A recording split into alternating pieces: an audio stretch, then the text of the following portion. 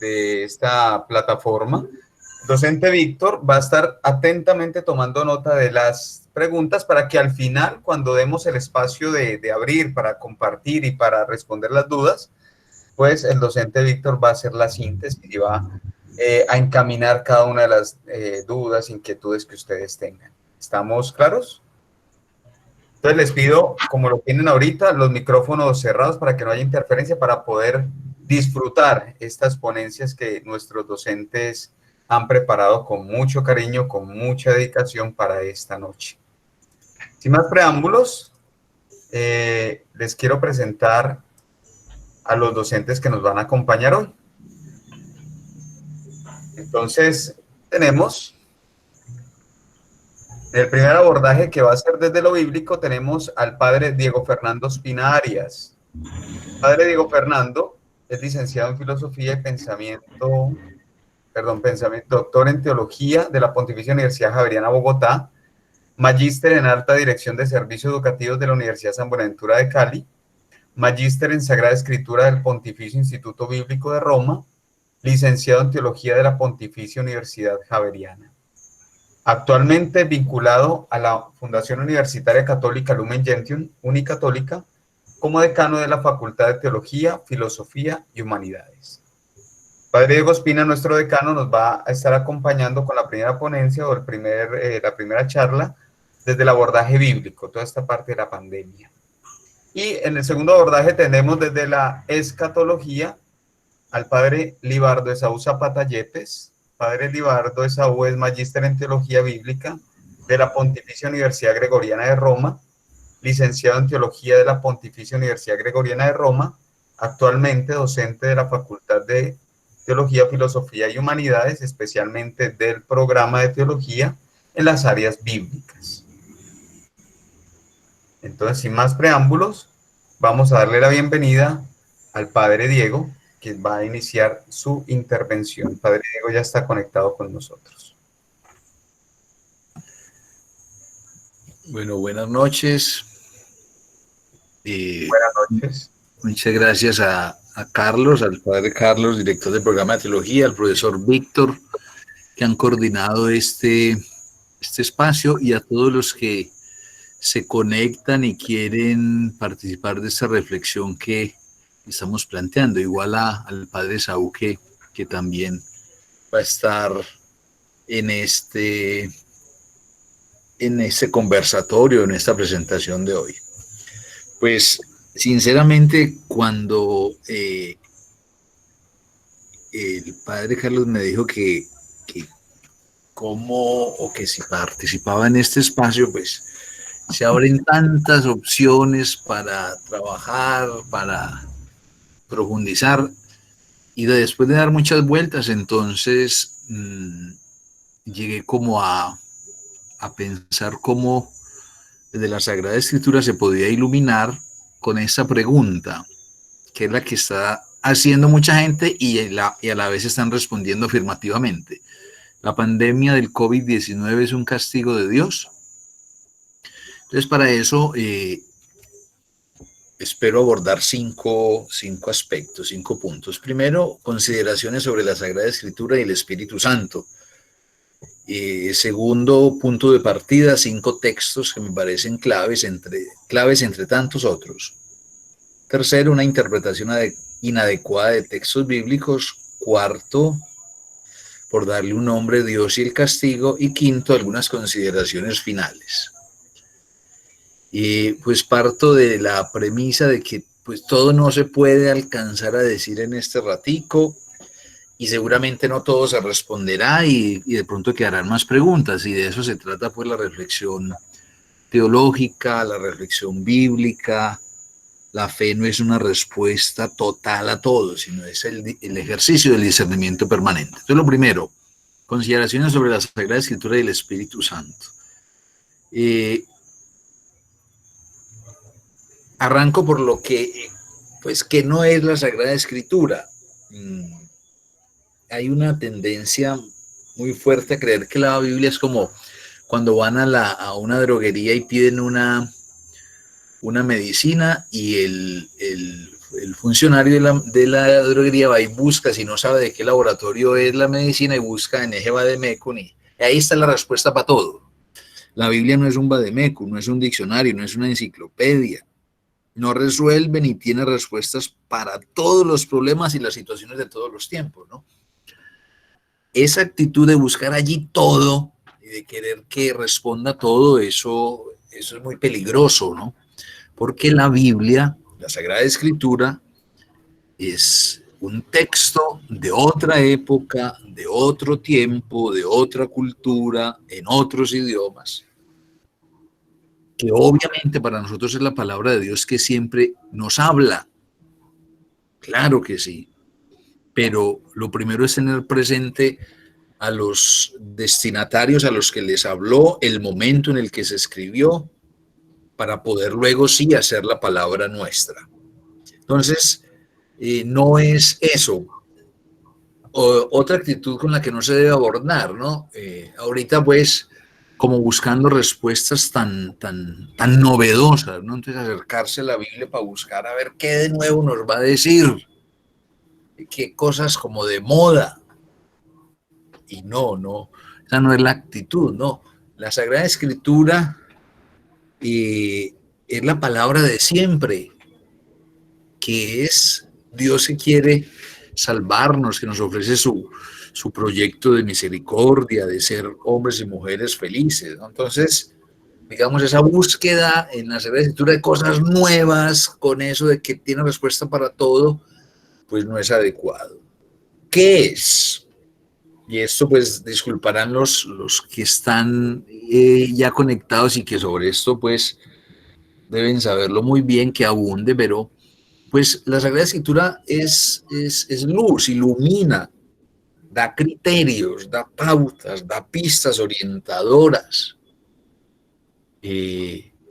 pero no da la respuesta para todo. Ya lo decimos, porque es de otra época, de otro contexto, pero sí nos ofrece unos criterios claves, por eso es canónica, es como una medida que aplicamos a nuestro contexto y tratamos de salvar las distancias entre los distintos contextos para encontrar allí cómo nos habla Dios, cómo nos ilumina, pero no todas las problemáticas de hoy las vamos a encontrar resueltas allá. Y entonces eso nos coloca en relación con la promesa que nos hizo Jesús en Juan 16:13. El Espíritu Santo los llevará a la verdad plena. Por lo tanto, una tarea permanente nuestra como creyentes es el ejercicio del discernimiento.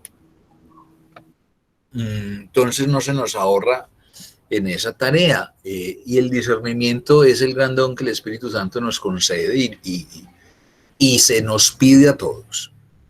Eso yo pienso que eso de padre, esto es verdad o no es verdad, dígame, no, la iglesia y nosotros los pastores y los que caminamos por estos senderos de la teología, no somos los que damos la respuesta, ayudamos a generar la reflexión, pero el Espíritu Santo actúa en todos para que hagamos ejercicio del discernimiento. Sería pues como el primer asunto. El punto de partida.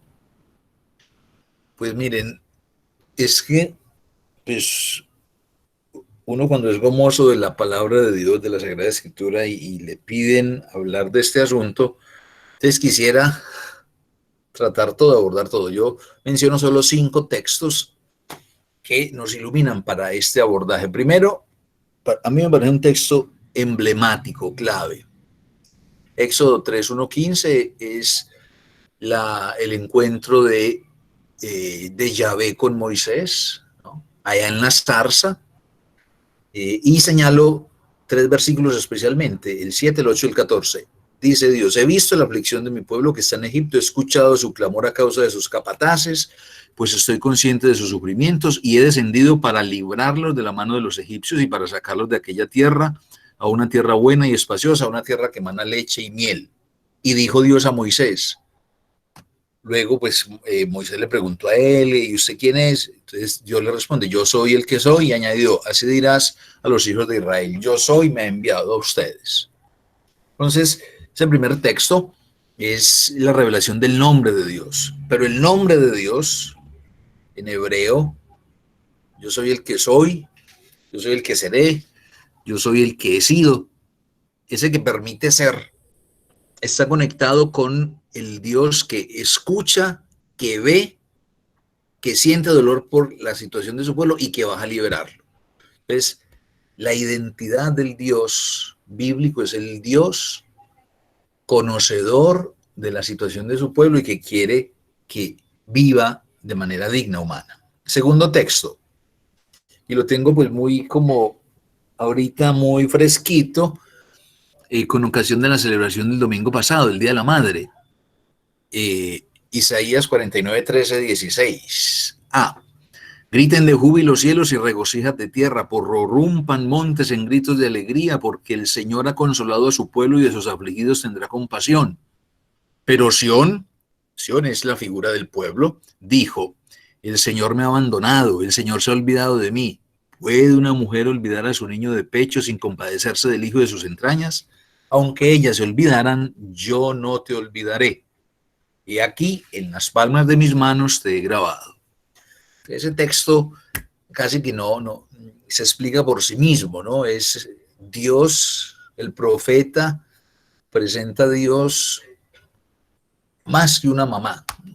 Sí, para nosotros los seres humanos, el punto de referencia de un amor con locura, de un amor generoso, de un amor dedicado es la mamá. Aquí se dice que Dios rebasa incluso el amor de una madre.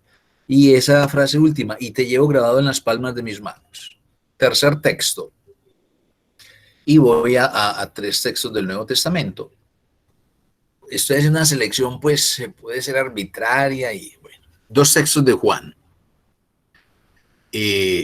También uno que leímos en el pasado, pues, no era de la liturgia del domingo, pero es genial para iluminar, pues, al menos la fiesta de las madres. Pero este sí era del Evangelio del domingo pasado. Juan 14, 8, 9. Felipe le dijo, Señor, muéstranos al Padre y nos basta. Jesús le dijo, tanto tiempo he estado con ustedes y todavía no me conoces. Felipe, el que me ha visto a mí, ha visto al Padre. ¿Cómo dices tú, muéstranos al Padre? Jesús, el rostro de Dios Padre. Y Jesús mostró cómo es Dios. ¿Y cómo es Dios? Lo que hizo Jesús, cercano, compasivo, misericordioso, etcétera, etcétera. Juan 10, 10. El ladrón solo viene para robar y matar y destruir. Yo he venido para que tengan vida y la tengan en abundancia. Es el texto, versículo de medio, una especie de cierre inicial del texto del buen pastor. Y el texto de Hebreos 13:8, que sigue, Carlos, Jesucristo es el mismo ayer, hoy y por los siglos. Para decir, esto lo trabajo mucho en las escuelas bíblicas donde acompaño, que hay veces se escucha esa idea de que Dios, el Dios del Antiguo Testamento era muy malo y que se convirtió y se volvió bueno. No, Él es el mismo siempre. Los que cambiamos somos nosotros, es decir, los que lo estamos intentando comprender y ha sido progresiva nuestra comprensión de Él, somos nosotros, ¿no? Y entonces ese mismo Dios paterno, materno, misericordioso, que hay veces las imágenes y los textos y los lenguajes de las épocas lo presentan de una manera que a nosotros hoy se nos dificulta entenderlo, subyace lo que hay en el fondo, es la imagen del Dios misericordia. Y señaló dos comentarios, ¿no? La promesa que recorre la Sagrada Escritura es: no tengas miedo, yo estaré contigo. Desde el Génesis hasta el Apocalipsis usted puede encontrar esa promesa, como certeza, como realización. Pasamos a la otra, Carlos. Sé que no va a alcanzar, pero... tercero, inadecuada interpretación de textos bíblicos. Esto lo traje a colaciones por esto. ¿No? Y ustedes escucharon ahorita que la gente, cuando empezó esta bendita cuarentena, mucho fanático se embobó diciendo que esto estaba anunciado en Isaías 26:20. Entonces usted va a Isaías 26:20 y dice: anda, pueblo mío, entra en tu casa, cierra la puerta por dentro, escóndete un instante hasta que pase el enojo. Y entonces, en esos fundamentalistas que hacían pues toda la interpretación, entonces decían, mire, 26-20, entonces en el día 26 del año 20 y no sé qué, y mire que está diciendo que se encierran. Hacer una lectura de los textos así, era lo que decía al inicio, es una cosa pues temeraria, irrespetuosa de la Sagrada Escritura. Entonces, cuando usted lee ese texto, vaya primero, ese texto donde se sitúa, el famoso llamado Apocalipsis de Isaías, los capítulos 24 al 27, ¿no? Y el lenguaje que utiliza y por qué se le llama Apocalipsis. No puede usarse un texto, manipularse un texto para hacer concordar cosas y pues meter susto, espanto, miedo. Muy rápidamente, Dios y el castigo. Aquí son, como algunos, leo textualmente esto para pues que no poder avanzar. Generalmente ha habido esta presentación no solo del Antiguo Testamento, sino prevalecen muchas de nuestras ideas religiosas, es un Dios que es castigador, entendiendo el castigo como la pena que se merece por la acción mala, como la paga correspondiente a la maldad, como la justa compensación por el mal cometido. Entonces, algunos ejemplos de textos que dieran a pensar eso. Entonces, el castigo de los primeros padres, de Adán y Eva, Génesis 3, 16, 23. La maldición de Caín, 4, 11, 12, Génesis. El arrepentimiento divino de Dios cuando se enoja, no los hubiera creado y viene el diluvio, Génesis 6, 11, 13. La destrucción de Sodoma y Gomorra, Génesis 19, 29. Sigue por... Y algunos textos del Nuevo traen estos temas, pues, segunda de Pedro, para castigarlos el día del juicio, primera Tesalonicenses, el Señor toma venganza de todo esto, segunda Tesalonicenses, cuando aparezca entre llamas de fuego y tome venganza de los que no quieren conocer a Dios ni obedecer el Evangelio de Jesús nuestro Señor, sufrirán el castigo de una perdición eterna. Entonces parece todo un lenguaje, claro, de un castigo, entonces Dios, es decir, al que la hace la paga. Esos textos tomados así, de manera literal, sin ubicarlos en su contexto, sin conocer los lenguajes, sin conocer el momento histórico, etcétera, etcétera, pues llevarían a esa primera conclusión. Pero lo que vemos en esos textos es la presencia de un Dios, o mejor, ellos deben ser leídos y releídos desde la idea de un Dios que es sobreabundancia de amor, de misericordia. Y por eso citaba Oseas 11:9, no ejecutaré el ardor de mi cólera, no volveré a aniquilar a Efraín, yo soy Dios y no un hombre, el santo en medio de ti. Cada escena bíblica de esos castigos anteriores está resuelta en una promesa, entonces la fuerza va a la promesa. Entonces en el pecado de Adán hay un horizonte de promesa. En Caín hay una señal de protección. En el diluvio luego viene una alianza de que nunca va a haber destrucción. En Sodoma y Gomorra no se trata de narrar el castigo, sino la misericordia expresada en el cuidado con Lot, en la salvación de Lot. Sigue por. Pues siempre aparece la desproporción significativa entre la misericordia y el juicio. Y entonces, bien lo dice el texto, el castigo a la tercera y cuarta generación, la misericordia a 1000 generaciones. Esa proporción matemática no quiere quedarse en lo matemático, sino mostrar que el exceso de bondad, cuidado, mano tendida, es lo que el Dios bíblico trae. Y hay dos ideas, y las dejo ya, creo que Carlos, ¿cuánto me faltará?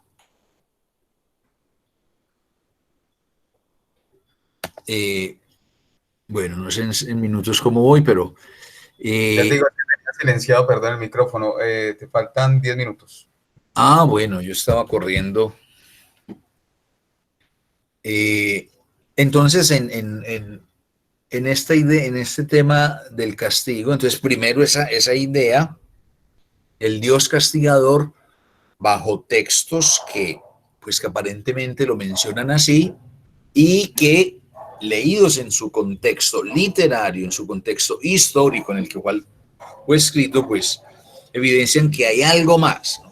Que la fuerza no recae en el castigo, sino en lo que de allí deriva. Dos ideas alrededor del asunto del castigo. Es importante, pues, considerar. Una, la que considera el castigo como camino pedagógico para que Dios instaure el bien. Y la otra, que afirma que el castigo de Dios viene a ser propiamente un autocastigo humano. Entonces, así serían las tres ideas. El Dios castigador, no, hay una pedagogía del castigo y el autocastigo. Como camino pedagógico, pues es la idea de que el castigo es como preventivo, preservativo. Mira ya no al pasado, sino al futuro para que no se vuelva a cometer el mal y posibilite la realización del bien. Y hay unos textos ahí pues que refiero para esa interpretación, que hay, pues muchos de nosotros hay veces caemos en ella, ¿no? Y yo pienso que no es como, digamos, no hay ¿cómo podría decir esto? Una intención dañina cuando de pronto uno dice, ve, yo me retrato en esa idea que a veces hablo del castigo como si fuera un camino pedagógico. No se hace con maldad, ¿no? Pero hay veces se puede caer en esa idea e incluso se puede así leer lo sucedido en Jesús, ¿no? Entonces, con un poco, hay veces lo que ha sucedido en esa interpretación de la pasión de Jesús, y es el Padre necesitaba ese castigo de Jesús, una muerte cruenta para darnos el bien y el amor, ¿no? Eso desdice de esa comprensión del Dios bíblico, que es nuestro Dios, que nos rebasa siempre en propuesta de amor y de misericordia. No significa que no haya justicia, no significa que haya impunidad, pero que siempre excede, sobrepasa.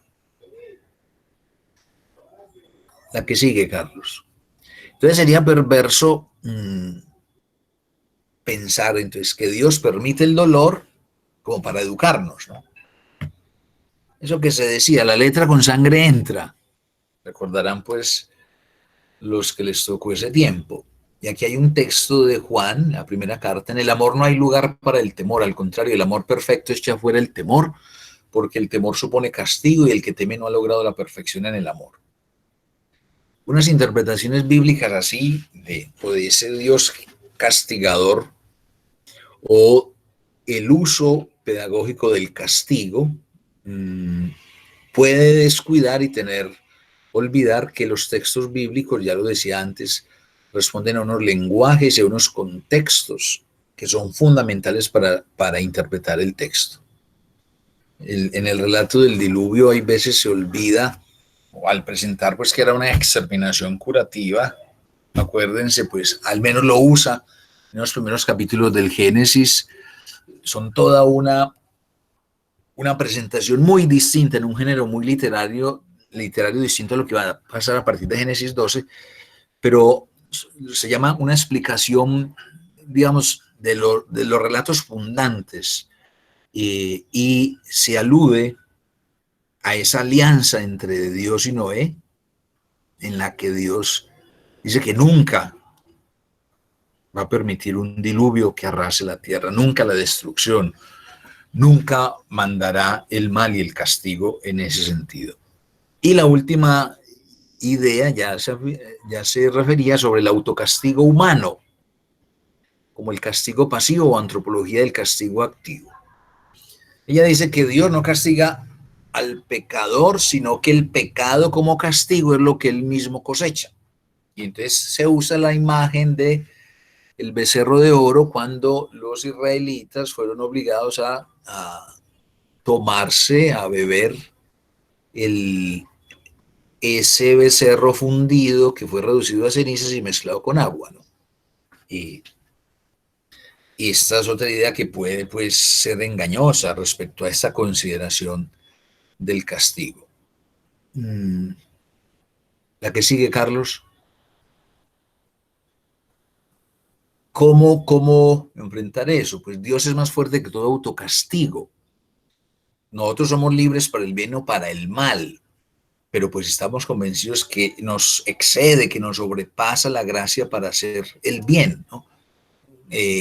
Hay una, ¿cómo podría decir? La gracia, la gratuidad de Dios, pues obvio, nos ofrece siempre la posibilidad del bien. Esa está siempre como propuesta, obviamente. Y pues Dios siempre nos acompaña desde dentro, desde abajo. Entonces, Él está inmerso dentro de nosotros, al lado nuestro. Y ahí el texto emblemático es el de la adúltera. No hay acusación, no hay condena, hay una invitación. Vete y no peques más. Consideraciones finales. Entonces, en estos tiempos del COVID-19, pues que muchos fanáticos, espero que ustedes no estén en esa lista, yo creo que no, muchos fanáticos religiosos, pues quieren achacarle esto a un castigo de Dios, y más aún lo dicen que ya estaba escrito en la Biblia, pues nada que ver. El texto de Job, les lo recomiendo, pues sería como un texto para que puedan leer. Los amigos de Job se acercan a decirle, usted le ha pasado eso porque usted ha hecho algo malo, usted ha pecado y tal cosa. Entonces, en ese momento se pensaba que Dios premia con bienes, castiga con males. Ahí cito aquí en estas consideraciones finales unos autores con unas frases textuales. Este es un teólogo llamado González Faust, y él dice, en ese juicio de Dios contra los amigos de Job debería haber quedado definitivamente rota la idea religiosa, pseudo-religiosa de los bienes y males de este mundo como premios y castigos de Dios. Debería haber quedado, pero 25 siglos después todavía se sigue en muchos creyentes pensando que las suertes y las desgracias de este mundo no son triunfos de la maldad, sino premios y castigos de Dios. El creyente en Dios podrá decir que se fía de Él a pesar del mal, pero nunca cree en Dios como explicación de los males de este mundo. No hay mal que no se le achaque a Dios. Otro autor, Moore, esta frase textual: la fe no es un antídoto mágico ante las dudas y los temores. La fe convive con las preguntas y con los miedos. Por eso diría, no sentimos miedo a pesar de la fe, sino en medio de la fe. Creo que debemos intentar descubrir a Dios en primer lugar sufriendo con los que sufren y en segundo lugar salvando a los que salvan. Esto lo dice este teólogo. Y termino con esa frase de Francisco: Dios perdona siempre, el ser humano algunas veces, la naturaleza nunca.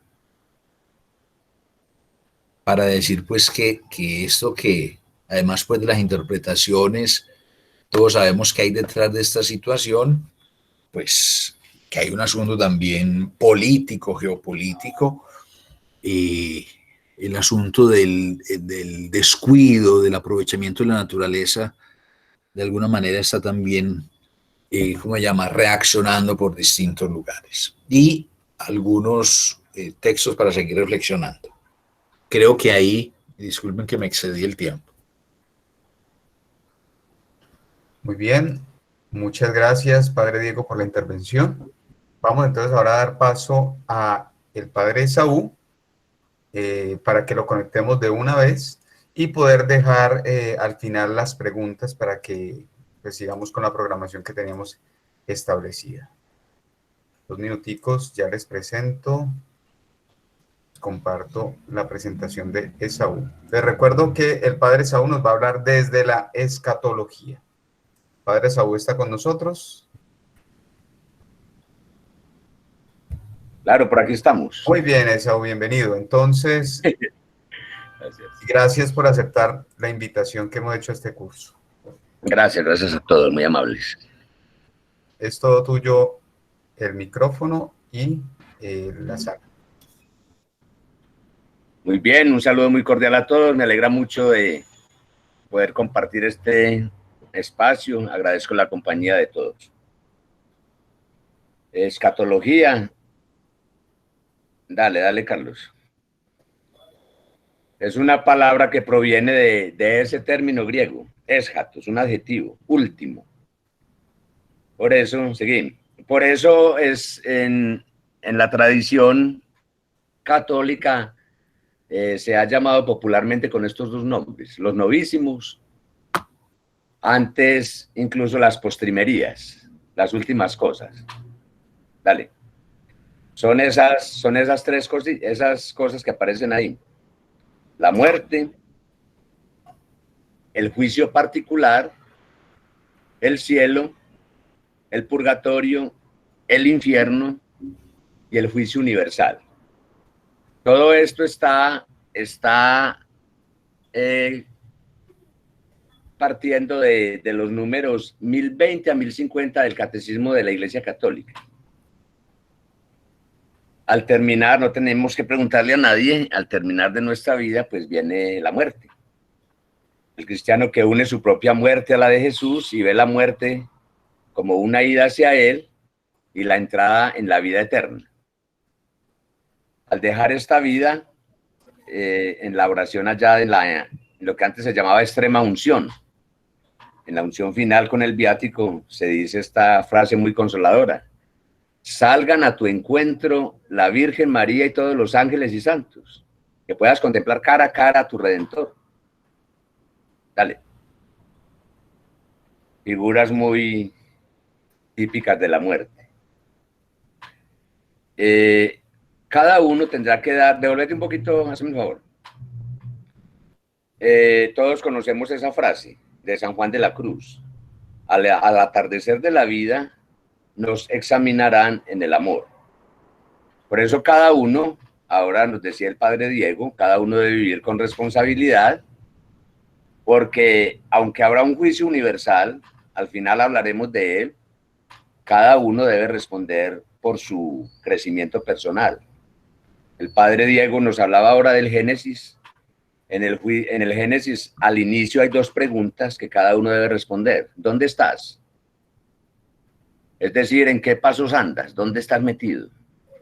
¿Cómo vas? El crecimiento personal. Y también la que le hace a Caín, nos hablaba también el padre Diego: ¿dónde está tu hermano? El juicio particular se relaciona con el crecimiento personal y el juicio universal con el crecimiento de las personas que Dios puso en nuestro camino para que influyéramos en su vida. Dale. El Nuevo Testamento nos habla del juicio principalmente en la perspectiva del encuentro final con Cristo, que decíamos, el juicio final, pero también reiteradamente la retribución inmediata después de la muerte y de cada uno como consecuencia de sus obras. Hay muchísimos textos, de pronto podemos tener más esto lo cita el Catecismo, la parábola del rico y Lázaro, la palabra del Cristo al buen ladrón, la palabra: hoy estarás conmigo en el paraíso. Inmediatamente después de la muerte, claro, tiene que haber una respuesta a lo que se vivió en esta vida, claro. Esto hay que tomarlo con tranquilidad, con serenidad, con mucha confianza en Dios, que es infinitamente misericordioso, pero que obviamente nos considera personas adultas, personas capaces de responderle. Y Él respeta nuestra respuesta, incluso respeta la respuesta negativa.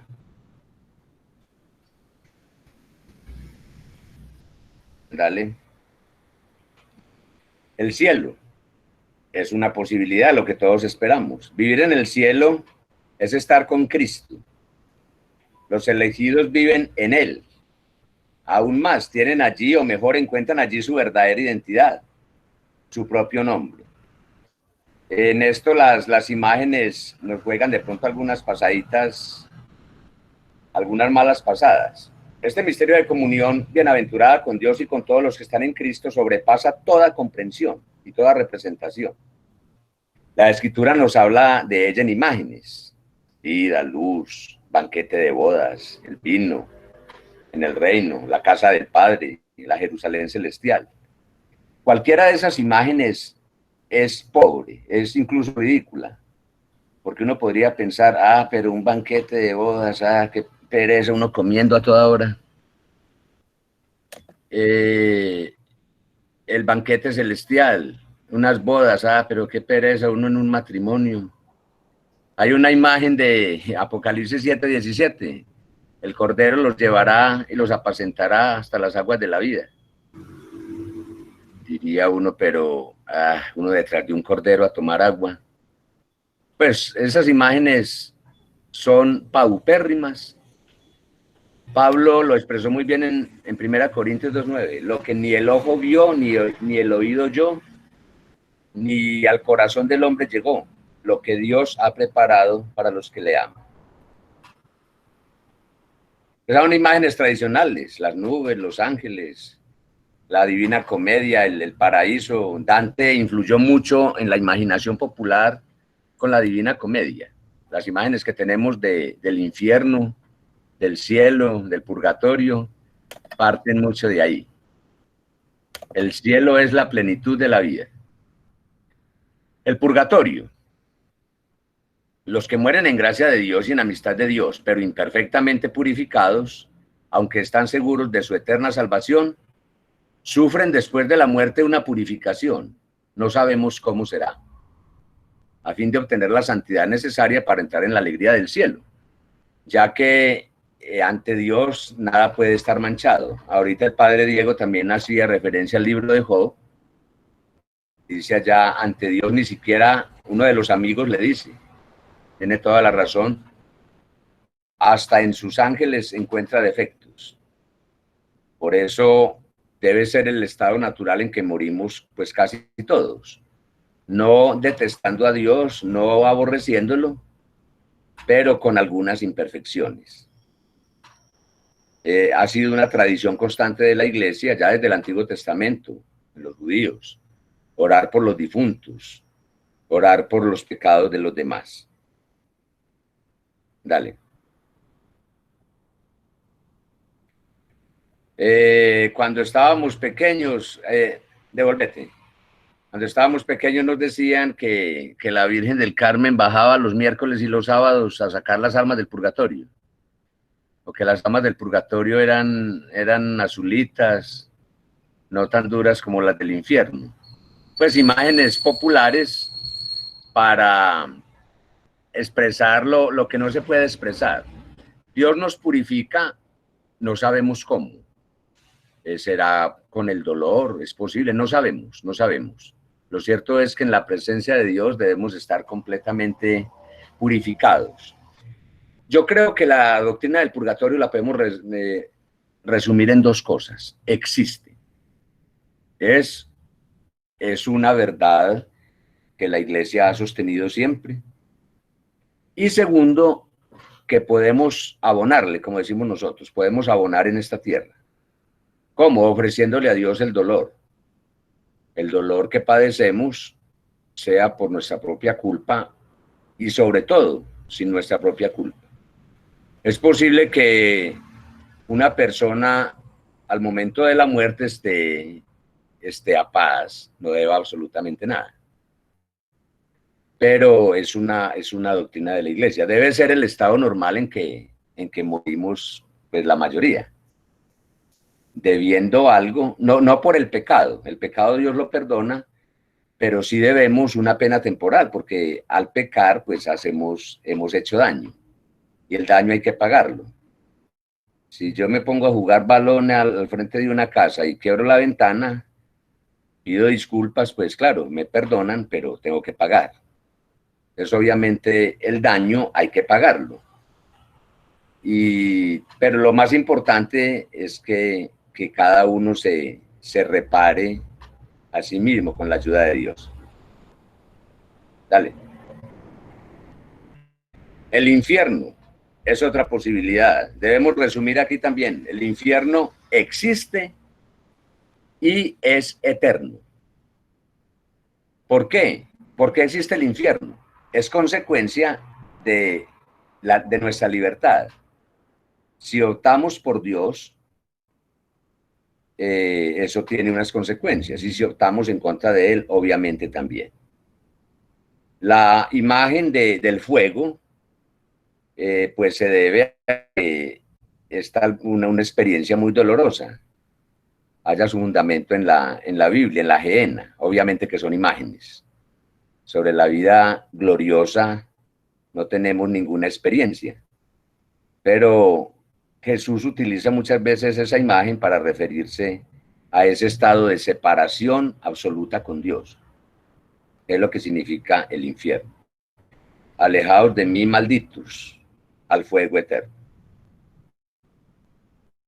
Dale. La enseñanza de la Iglesia afirma la existencia del infierno y su eternidad, ya lo dijimos.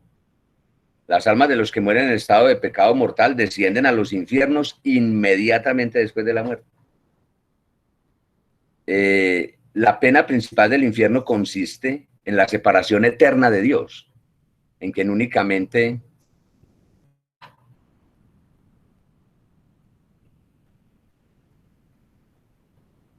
se interrumpió.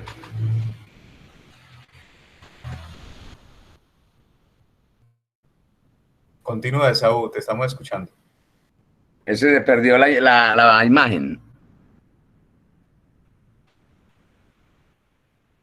Se perdió ¿Ya la estás viendo? Entonces no. es mi internet que está... Voy a volver a dejar de compartir, volver a compartir a ver si de pronto es mi internet. Sí, Carlos, por favor, vuelva a compartir porque hubo una persona que compartió pantalla y lo pasó la tuya. Debe volverla a compartir, por favor. Ok. ¿Listo?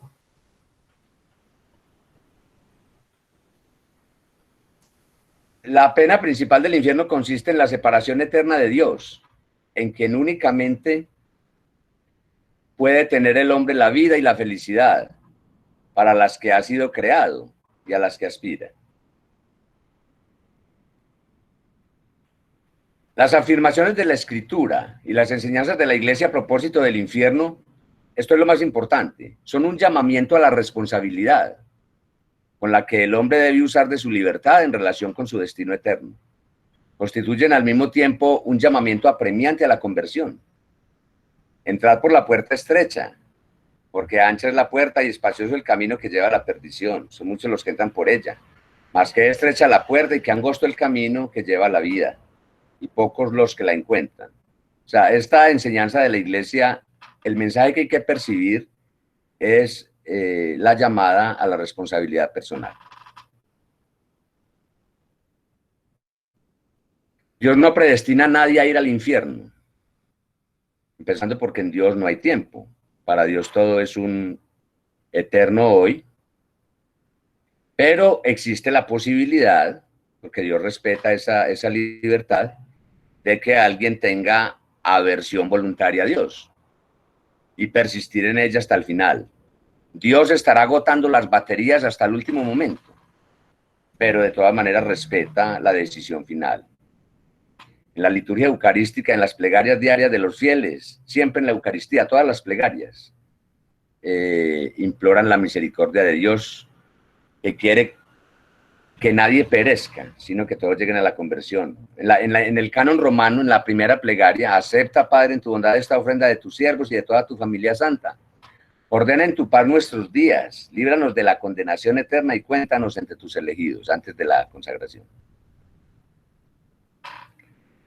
Finalmente, el juicio final, una redundancia.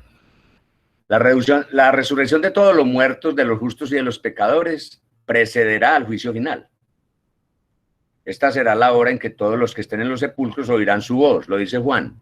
Los que hayan hecho el bien resucitarán gloriosamente para la vida y los que hayan hecho el mal para la condenación. Cristo vendrá en su gloria acompañado de todos sus ángeles. Serán congregadas delante de él todas las naciones y él separará a los unos de los otros. Ahí es Mateo 25, lo conocemos mucho, las ovejas y las cabras. examinará de acuerdo con el amor.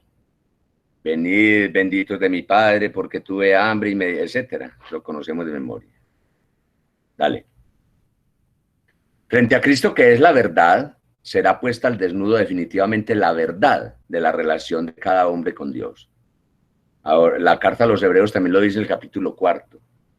Ante él, la palabra de Dios es viva y eficaz, más penetrante que espada de doble filo. Ante ella están desnudadas nuestras intenciones, nuestras acciones. El juicio final revelará hasta sus últimas consecuencias lo que cada uno haya hecho de bien o haya dejado de hacer durante su vida terrena. El mensaje del juicio final es el crecimiento de las demás, de las personas que Dios puso en nuestro camino. El juicio particular alude al crecimiento personal. El mensaje del juicio final llama a la conversión. Ahora es el tiempo de la salvación. Hoy. Una de las palabras preferidas de Lucas. Inspira el santo temor de Dios para la justicia. Anuncia la bienaventurada esperanza de la vuelta del Señor, que vendrá para ser glorificado en sus santos y admirado en todos los que hayan creído. Esperamos cielos nuevos y tierra nueva. Otra figura muy bonita, una metáfora. Todo esto es metáfora. Cielo, recordemos los versos del siglo de oro, porque este cielo azul que todos vemos ni es cielo ni es azul. Lástima grande que no sea verdad tanta belleza. Todo esto son imágenes para tratar de expresar lo inefable, lo que no se puede expresar. Al fin de los tiempos, el reino de Dios llegará a su plenitud. Después del juicio final, los justos reinarán para siempre con Cristo, glorificados en cuerpo y alma, y el mismo universo será renovado. La Sagrada Escritura llama cielos nuevos y tierra nueva a esta renovación misteriosa que transformará la humanidad.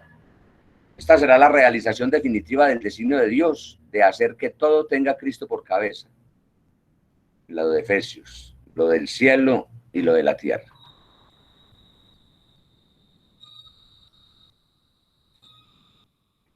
Este es uno de los números más importantes, de esas cosas que todos debemos tener, así como el Padre Nuestro, de la doctrina de la Iglesia. Es Gaudium Spes 39. Ignoramos el momento de la consumación de la tierra y de la humanidad. Y no sabemos tampoco cómo se transformará el universo. O sea, no sabemos dos cosas. No sabemos ni cuándo ni cómo. Ciertamente, la figura de este mundo, deformada por el pecado, pasa. La figura es el estilo de vivir. Pero se nos enseña, ya lo decíamos ahora, que Dios ha preparado una nueva morada y una nueva tierra en la que habita la justicia y cuya bienaventuranza llenará y superará todos los deseos de paz que se levantan en los corazones de los hombres. Ese deseo de vida. Jesús lo aclaró también: he venido para que tengan vida y la tengan en abundancia. En esta vida todavía no lo logramos, pero vamos hacia esa plenitud, hacia esa consumación, la vida en plenitud. No obstante, la espera de una tierra nueva no debe debilitar, sino más bien avivar la preocupación de cultivar esta tierra. Como decía Génesis 2:15, llevó al hombre al jardín para que lo cultivara y lo cuidase. ¿Por qué? Porque aquí crece el cuerpo de la nueva familia humana, que puede ofrecer ya un cierto esbozo, un cierto vislumbre del siglo nuevo.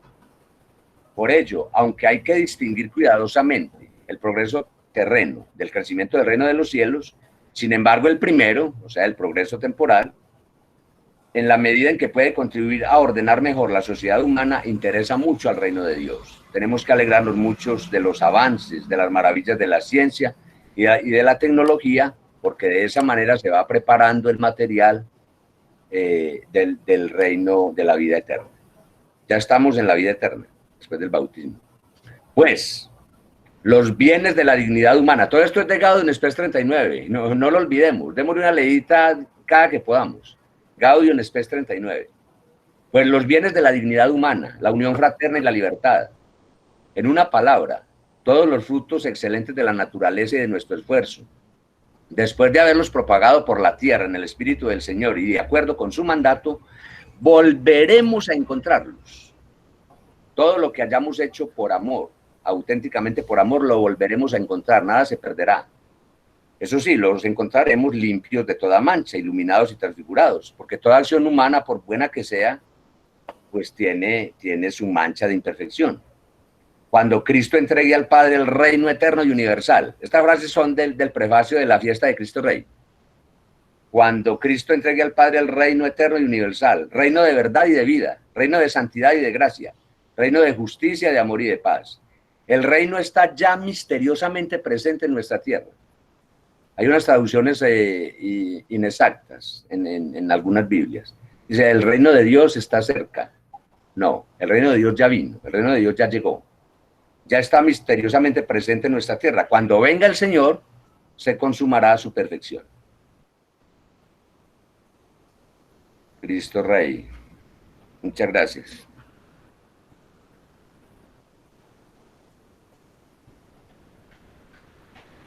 Muy bien, Esaú, muchísimas gracias por tu intervención.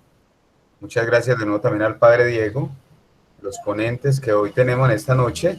Ahora vamos a abrir el espacio. Doy la palabra a Víctor Serna, que ha estado a lo largo de este tiempo recogiendo las preguntas que los participantes han estado escribiendo en el chat para que podamos abrir la discusión o la respuesta en este momentico que nos queda. Víctor.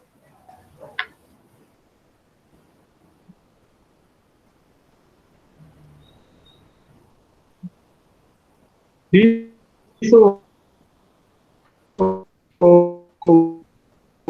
Carlos Andrés, digamos que hasta el momento hemos de los dos ponentes puede responderla. Candy Bejarano pregunta, ¿y la pena con la indulgencia plenaria? Y Julián Andrés Sánchez pregunta, ¿y cómo se llega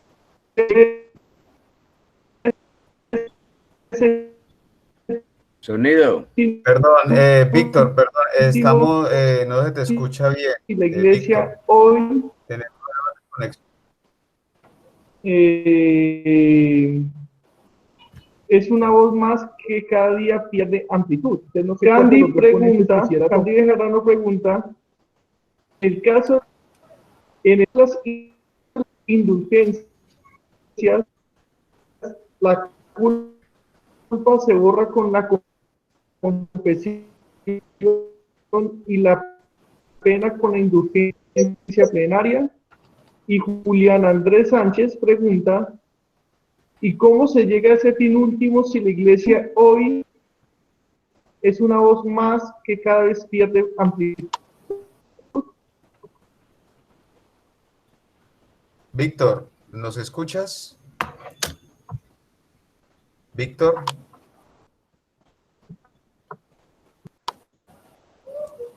Les pregunto a los ponentes, porque Sí. yo no escuché muy bien, se escuchaba entrecortado. Ese era el problema de mi conexión.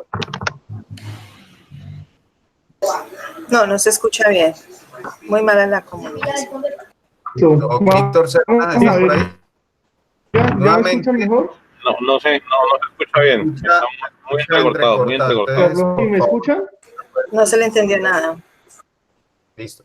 Los demás cerramos los micrófonos para que el profesor Víctor pueda hablar. Esaú, voy a ir respondiendo.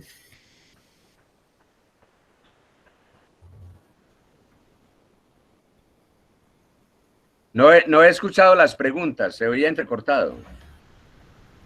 ¿Me puede repetir? Una sobre las indulgencias. Sí, ¿qué dijeron? No la escuché. Ahí se ve en el chat. En el chat yo hoy... Voy a buscárselas en el chat y te las voy diciendo mientras Víctor dice, establece. la culpa se borra, ¿será esa? La culpa se borra con la confesión y la pena con la indulgencia plenaria. Debe ser esa. Sí, es esa. Sí, la doctrina. Una es esa, otra es... Y la otra, ¿cómo se llega a ese fin último si la iglesia hoy es una voz más que cada día pierde amplitud? Bueno, ¿cuál respondo primero? Las indulgencias. Sí, puede ser. Sí. Bueno, la iglesia sostiene lo siguiente. Toda falta, todo pecado que alguien confiesa sinceramente, del cual se arrepiente, es perdonado. Pero utilizando la comparación del daño que se hace con el balón, se produjo un daño en el cuerpo de Cristo. Parte de ese daño se paga con lo que técnicamente se llama en el sacramento la satisfacción de obra. Por eso, entre paréntesis, tan importante de parte de los sacerdotes hacer énfasis en eso, en que lo que la gente llama así penitencia sea algo definido y concreto, algo que comience y termine. Porque con eso la iglesia generosamente nos da la facilidad, digamos así, de pagar parte del daño. Pero quedamos debiendo algo. De eso es lo que se entiende por purgatorio. Ahora, la iglesia también, en sus facultades, nos da la posibilidad de que esa pena, de que eso que debemos, también se pague con la indulgencia. Pero en todo esto, el mensaje importante es que cada uno esté trabajando cada día por bregar a tratar de ser mejor. Ahora, en cuanto a la segunda parte, que la iglesia quererá cada vez menos. ¿Cómo decía la pregunta? ¿Cómo que llega al fin último si la iglesia hoy es una voz más que cada día pierde amplitud? No es cierto. No estoy de acuerdo. La iglesia siempre ha sido y será una minoría. Hoy, hasta anoche, yo reviso esa estadística semanalmente. Hasta anoche éramos el 17.34% de la humanidad. No somos ni siquiera el 20%. Y así ha sido siempre, constantemente. A Dios nunca le ha gustado trabajar con masas. Nunca. Ni en el Antiguo ni en el Nuevo Testamento. Dios ha elegido a la iglesia, el Padre, todos los papas. Hoy, como estamos en la época mediática, pues se nota más el Papa Francisco.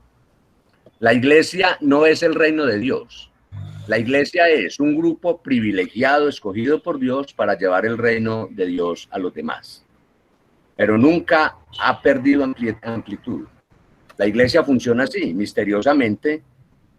Dios ha escogido un grupo pequeño para que lleve el reino de Dios al resto. Muy ilustrativo al respecto, lo podemos leer despacio en el libro de los jueces, en las historias de Gedeón, 6, 7, 8. Gedeón, que es un modelo de incredulidad total, todo lo contrario de la Santísima Virgen, es llamado por Dios a liberar al pueblo. Dios le pide pruebas, le pide demostraciones, Dios se las da todas. Nunca se decide. Cuando ya se decide, entonces, bueno, convoque pues a la gente. Convocan 32,000. Entonces dice Dios, son muchos, mucha gente. Van a pensar que porque son muchos, fueron ellos los que lograron la salvación. Diles que el que tenga algo de miedo, el chisme completo está en Jueces 6, 7 y 8. Lo podemos leer despacio. Diles que el que tenga algo de miedo, se vaya. Se van 22,000. Quedan 10,000. Dios dice, a ver, ¿cuántos quedaron? 10,000. No, todavía hay mucha gente, hay mucho colado ahí todavía. Yo te voy a decir cómo los seleccionamos. Llévalos a tomar agua. Y el que se ponga en cuclillas, el que se siente a tomar agua, ese no sirve. El que la tome de pie, dice el que la tome de pie así como los perros, ese sirve. Quedan 300. Y él dice, con esos 300 nos defendemos. Esa ha sido la constante de Dios en el Antiguo y en el Nuevo Testamento. Esto otro es una expresión hasta, no sé qué tanta difusión tenga, pero no tiene ningún fundamento ni en la Biblia ni en la tradición de la iglesia. Muy bien, hay otra. Listo. Otra pregunta, no sé, pues también para el padre Diego y para Esaú. ¿Cómo relacionar la escatología con el tiempo que estamos viviendo? Yo respondo a otra que aparece ahí, Carlos, Esaú. ¿Cuál es el sentido de la pasión y muerte de Jesús desde una perspectiva de un Dios que no busca el castigo, sino la misericordia? Listo, dale, Diego. Pues ya lo decíamos allá, ¿no?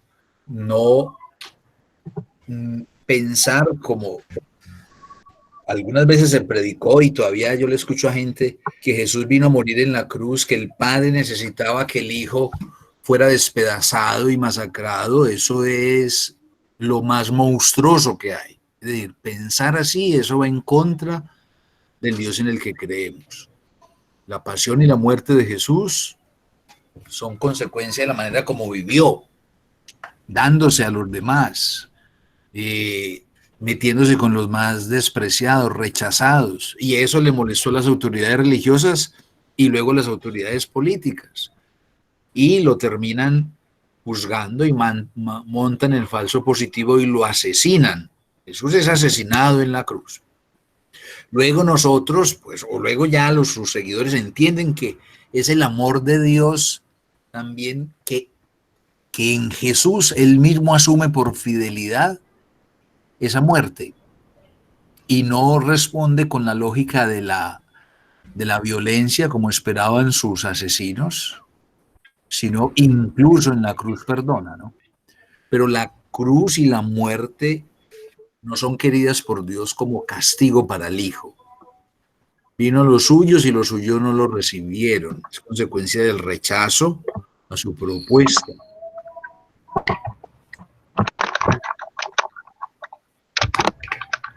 Yo completaría lo siguiente. ¿Ya terminaste, Diego? Sí, dale. Diría lo siguiente. La doctrina cristiana formula eso con una metáfora. Cristo muerto y resucitado. Cristo muerto y resucitado es una manera de decir que la mitad de la vida es muerte. Cada día, desde que nacemos, comenzamos a morir. Antes había en los relojes de torre, los relojes antiguos, una inscripción en latín, refiriéndose a las horas. Decía, todas hieren, la última mata. Todas hieren, la última mata. La mitad de la vida es muerte.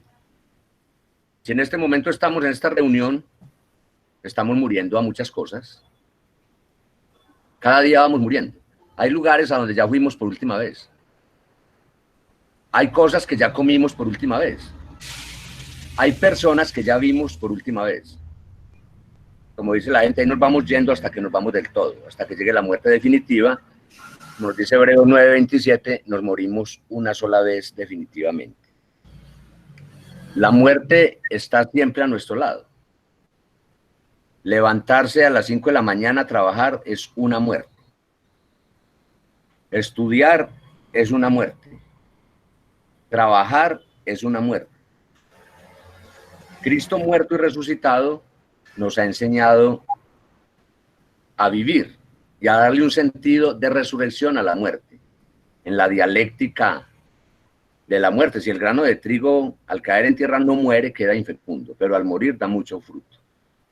El Papa Francisco en Evangelii Gaudium nos dice en varios lugares, la resurrección de Cristo ha penetrado desde dentro la historia. Por eso la vida vuelve a renacer en cada momento. Ha habido epidemias, por ejemplo, en la peste negra murieron 200 millones de personas. Ahorita no han muerto 250.000, en el supuesto pues de que hayan muerto por eso. En la gripe española murieron 100 millones. Esto es insignificante comparado con lo que ha vivido la humanidad. Pero cada muerte engendra vida. La vida siempre renace en medio de las cenizas. Ahí nos es útil el mito del ave fénix, que renace de sus cenizas. Pero obviamente nosotros tenemos un motivo mucho más inspirador, mucho más claro, que es la vida de Cristo muerto y resucitado.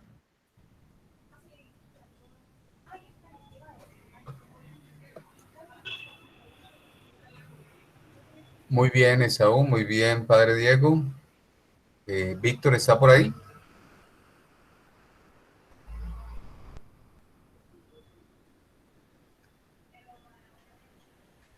Bueno, vamos a una última intervención, una última pregunta de Amanda Franco. Primero la de Luz Amparo Hoyos Mata. ¿Podría decirse, uno tiene una visión de Dios como persona y como tal debe haber molestia por nuestra desobediencia, que esto no genere castigo de él, pero la vida en su inteligencia acarrea problemas, sufrimientos, dificultades? Sí, claro, estamos hablando del tema de lo hemos planteado, digamos, como en los dos temas que hemos abordado hoy con el Padre Saúl, el ejercicio de la libertad humana. Entonces, nuestro ejercicio de la libertad trae consecuencias. Pues, ¿cómo no va a doler? Duele a Dios ciertas acciones nuestras que causan daño propio a los demás, a la naturaleza. El dolor, pero el dolor no quiere decir, ¿cómo lo llamaríamos? Actuación en contra del ser humano, ¿no? Eso es otra cosa. El dolor de Dios por lo que los seres humanos hacemos no significa entonces que el dolor se vuelva ira enseguecida para destruirnos. Nunca. Ese trámite del dolor es bien realizado en Dios, que todo lo puede hacer y todo lo sabe hacer. Pero, y por eso citaba ahorita ese texto de Oseas, ¿no? Soy Dios y no hombre. Exacto. Entonces no actúa de esos criterios nuestros, de esas formas nuestras con las que de pronto reaccionamos a un dolor causado, a una herida causada con una proporción en el daño respectivo, ¿no? Esa lógica todavía que está tan metida en los seres humanos. Sí, completando lo que dice el Padre Diego, él trae, me encanta a mí esa cita, la cita de Oseas. No volveré a encender el ardor de mi cólera, porque soy Dios y no hombre. Soy el santo en medio de ti y no enemigo a la puerta. Claro, pesa mucho, como a mí me sorprende un poquito. En la gente piensa mucho, la pregunta estuvo muy bien formulada, pesa mucho el antropomorfismo de Dios. Dios es trascendente, Dios no se enoja, a Dios no le da rabia, Dios no se arrepiente. Son los antropomorfismos que usamos, volvemos otra vez, para expresar lo inexpresable. Pero Dios cuenta con nosotros, está con nosotros. Ahora, hay un hecho que es un misterio. Lo dice Jeremías 17:9. ¿Quién podrá entender el corazón del hombre? Es torcido desde la juventud. En el Salmo 49, el último versículo del Salmo 49 nos dice, el hombre en el bienestar no comprende. Es curioso, para uno, el niño que tiene zapatos, que tiene chanclas, zapatillas, botas, mocasines, quiere andar descalzo. ¿Por qué? Porque necesita estar descalzo para saber lo que significan unos zapatos, etc. El hombre en el bienestar no comprende. Deberíamos entender las cosas en la prosperidad, en el bienestar, pero misteriosamente necesitamos estar mal para crecer, para madurar. Ese es un dato que creo que nadie puede controvertir. Así somos. Es en el mal, es en la situación adversa donde maduramos, donde crecemos. Por eso tal vez Jesús asumió nuestra vida en plenitud. desde la concepción hasta la muerte y la resurrección gloriosa. Como dice San Ireneo, pues lo que no es asumido no es redimido. Nadie puede decir, a mí me ha pasado algo que a Jesús no le pasó. Absolutamente nada. Incluso esa expresión de Hebreos, que es cierta, que Él se hizo semejante a todo menos en el pecado, incluso hay que matizarla. Jesús no pecó, pero experimentó en Él todas las consecuencias del pecado. La tentación. Romanos 8:3 lo dice muy claro, el Padre lo hizo carne de pecado. Él asumió toda nuestra vida, nuestra realidad completamente. Por eso, como lo dice Gaudium et Spes 22, el misterio del ser humano solo se entiende partiendo del misterio del Verbo encarnado. Muerto y resucitado. Recordemos, la mitad es muerte. La otra mitad es vida, es resurrección.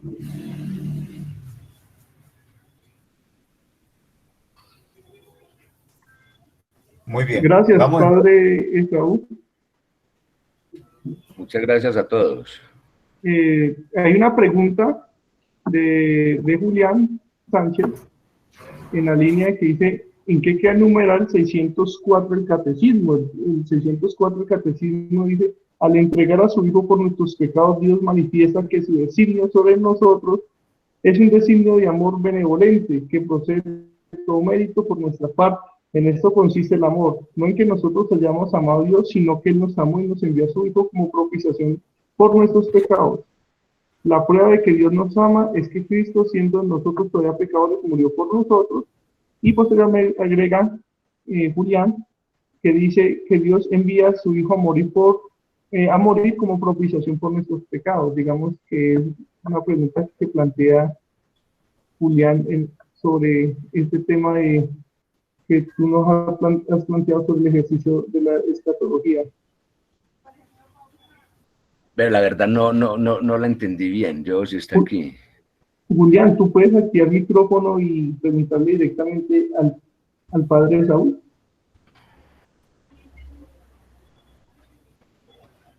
Julián. Hola, ¿me escucha? Sí. Sí. No, es que como planteábamos que, y yo opino igual que ustedes, que no es Dios que manda a su Hijo a morir en la cruz pues para que nos salve explícitamente, pero como el catecismo da a entender eso por la teología de Pablo, entonces mi pregunta es ¿qué se hace con esos numerales en que da a entender eso? Es decir, Julián, no es que el Padre lo haya mandado a morir. Mira, yo te recomiendo leer algo que los clérigos hacemos todos los lunes en vísperas. Efesios 1, 3 a 10. Bendito sea Dios Padre de nuestro Señor Jesucristo, que nos ha bendecido en la persona de Cristo. Él nos eligió en la persona de Cristo antes de crear el mundo. El Padre ha pensado en nosotros antes de crearnos, antes de que enviara a su Hijo, antes de que hubiera creación, antes de que hubiera seres humanos. Él nos pensó en el Hijo. Por eso ese plan comienza con la creación, luego el segundo momento es la encarnación, y en Él, en Jesús, desde su concepción hasta su muerte nos identificamos todos. Nosotros nos unimos a Él por el bautismo. Te agradezco mucho la pregunta porque nos ayuda a aclarar algo. Yo he escuchado incluso, ojalá, yo pienso que ese resabio pase muy rápido. La gente habla de esta manera. Dios nos creó en gracia, pero como pecamos, entonces no le tocó de otra sino enviar a su Hijo para que remendara las cosas. Qué bueno que esa mentalidad desapareciera para siempre. Jesucristo no es un remiendo, porque hubo pecado. Jesucristo es el plan de Dios, el plan Jesucristo, y en Él estamos unidos todos. Jesús realiza la salvación con toda su presencia, con toda su vida, entre ellas la muerte. Claro, pero eso fue lo último. Jesús no quería morir. Si es posible, aparta de mí este cáliz. En el cumplimiento de su misión y de su trabajo murió, como va muriendo la gente, como vamos muriendo todos. Pero no es que el Padre lo haya mandado a morir. Es el regalo de Dios desde toda la eternidad. Nosotros nos unimos a Cristo. Esto me parece a mí fundamental recalcarlo. Con el bautismo nosotros quedamos unidos a Cristo. De tal manera que Cristo ya no es Cristo él solo. Es Cristo con nosotros. Él es la cabeza y nosotros somos el cuerpo. El Cristo total. Esaú y Julián, yo pienso que también, lo que pasa es que lo que le entiendo a Julián es que ese numeral puede generar controversia. Sí. Porque yo también estoy de acuerdo con lo que ustedes dicen, o sea, yo totalmente de acuerdo, pero ese numeral me causa conflicto. Sí, lo que pasa es esto, y gracias Esaú, pues, tan aclaradora esa cita de Efesios. Julián, sí. La muerte de Jesús para sus seguidores, si para nosotros sigue siendo un misterio, para sus primeros seguidores, los inmediatos, ¿cómo se interpretaba?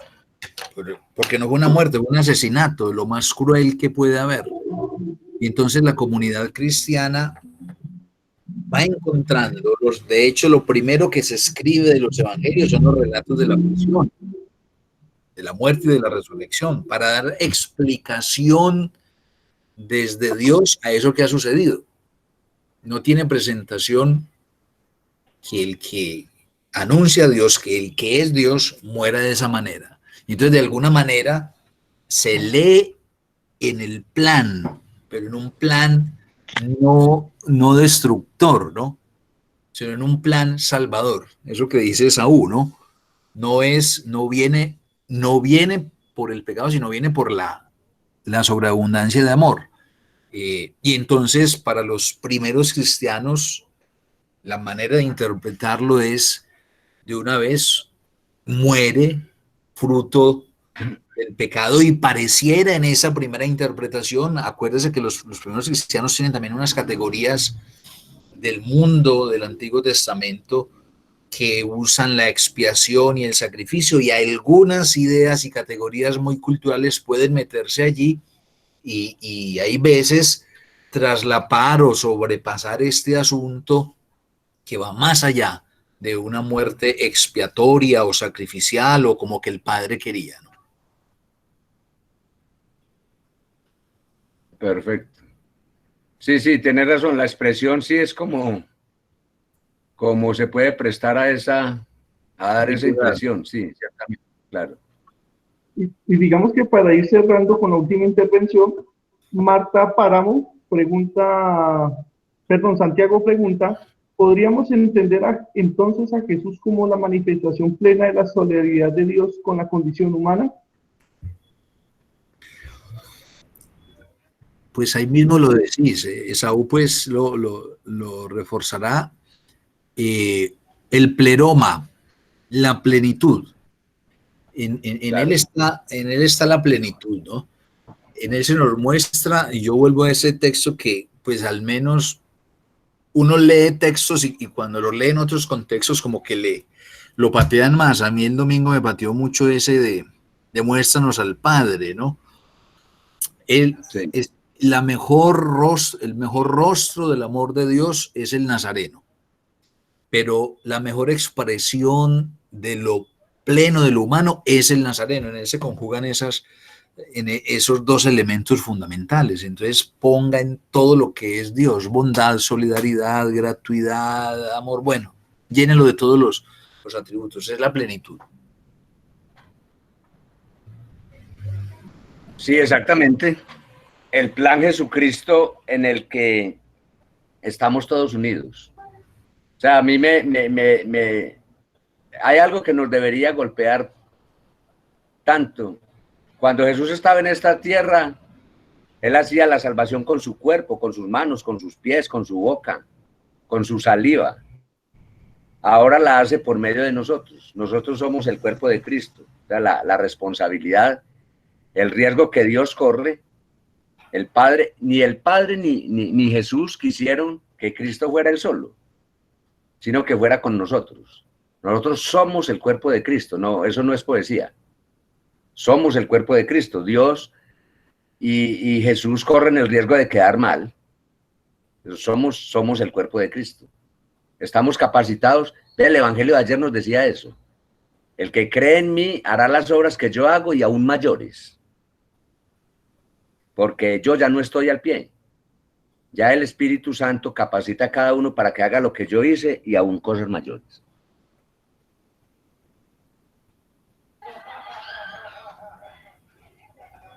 Listo, gracias Padre Saúl y al Padre Diego pues por ilustrarnos desde la Biblia y la escatología ante esta situación que estamos viviendo, sobre todo, digamos, que nos aterriza un poco desde la comprensión, inclusive misma desde la vocación y el ejercicio de cristiano de cada uno, y la apuesta que debemos hacer en claves de esperanza en construir ese propuesta de reino y esa vivencia propia del Evangelio.